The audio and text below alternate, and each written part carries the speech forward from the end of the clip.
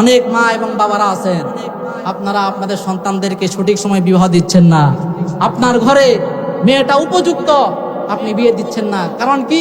আপনার আরো টাকাওয়ালা লাগবে, কথা কন, আরো পয়সা লাগবে, আপনার আরো বাড়িওয়ালা লাগবে, আরো গাড়িওয়ালা লাগবে, স্বর্ণ লাগবে 20 ভরি, কথা কয় না তো?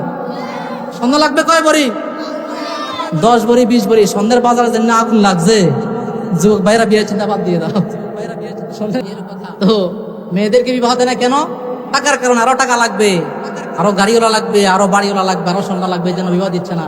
কিন্তু 2 দিন পরে দেখা যায় এই মেয়েটাই 2 দিন পরে দেখা যায় পার্কে গিয়ে পাড়ার অন্য ছেলের সাথে ঘুরতেছে, কথা কন, চটপটি খাইতেছে, ফুচকা খাইতেছে। আপনি বাবা হয়ে তার বিয়েকে টাকার জন্য আটকাতে পারলেন, কিন্তু আপনি বাবা হয়ে তার পার্কে যাওয়া বন্ধ করতে পারলেন না। আপনার মতো দুশ্চরিত্রের বাবা পৃথিবীতে আরেকটা না।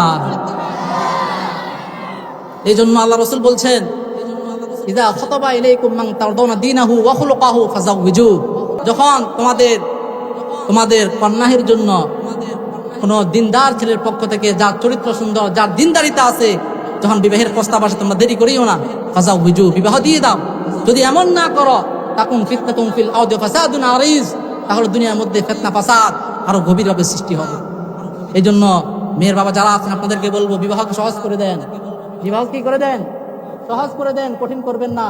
যে সমাজে বিবাহ কঠিন হয়ে যায়, সেই সমাজে কি জিনা সহজ হয়ে যায়।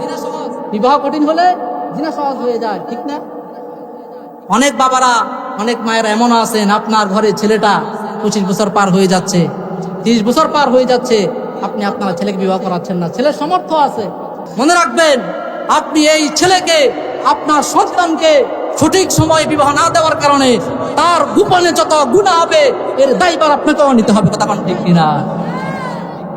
এখন যে পরিমাণ আযাব গজব বের হয়েছে, যুবক ভাইরা আপনারা বুঝবেন যে ইহুদি খ্রিস্টানরা আজকে আমাদের মাঝে একটা আযাব ছড়াই দিচ্ছে। নীল সিনেমা, ব্লু সিনেমা, অনেক যুবক যুবতীরা এই গুনাহে আসক্ত, ব্লু সিনেমায় আসক্ত, তাদের জীবন তিলে তিলে শেষ করে দিচ্ছে। আপনি বাবা, আপনি মা, আপনার কোনো খোঁজ খবর নাই। এই জন্য আপনার সন্তানকে গুনাহ থেকে বাঁচান, আপনার মেয়েকে গুনাহ থেকে বাঁচান, তাদেরকে বিবাহের ব্যবস্থা করে দিন।